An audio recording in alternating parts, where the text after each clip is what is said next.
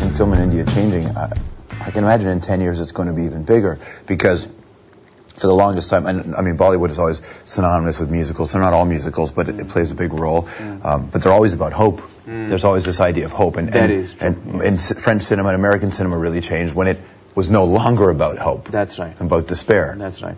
Well, I think, you know, it's a country which is strange because, I mean, for example, a lot of people like me, and there's a huge population of us who have grown up in big cities like Mumbai and Chennai and Delhi and Calcutta, our entire education is in English. So English becomes our first language. We think in English. And for many, English is the only language. Yes, that is also true.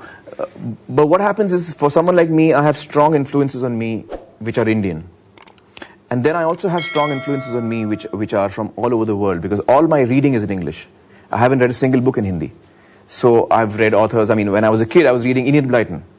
So, you know, right from a small age, you have influences which are so diverse. So someone like me, by the time I'm 18 or so, and I'm getting into a field which is cinema, there are so many influences on me, and I'm not purely Indian in that sense. You know, and so there are a lot of people like me who are, you know, who have grown up with a lot of influences on them. And so what we come out with is not necessarily purely Indian, if you know what I mean. What did you think then? Because for a lot of people, I was lucky enough to grow up in a neighborhood that was very diverse, and there was a large Indian and Pakistani population, and there are those places in Canada. But for many people, their understanding of Indian culture is Slumdog Millionaire, and that really. What did you think of that? Well, I thought the film.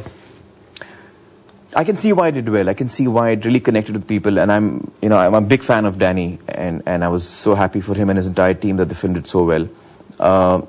I think for someone like me who has lived all his life in India, it didn't ring true on a lot of levels. You know, the fact is that I have strong points of reference. Being an Indian, I have strong points of reference. So when cops in the police station speak in English, it doesn't seem correct to me. Or when the slum kid speaks in English and in a British accent, you know,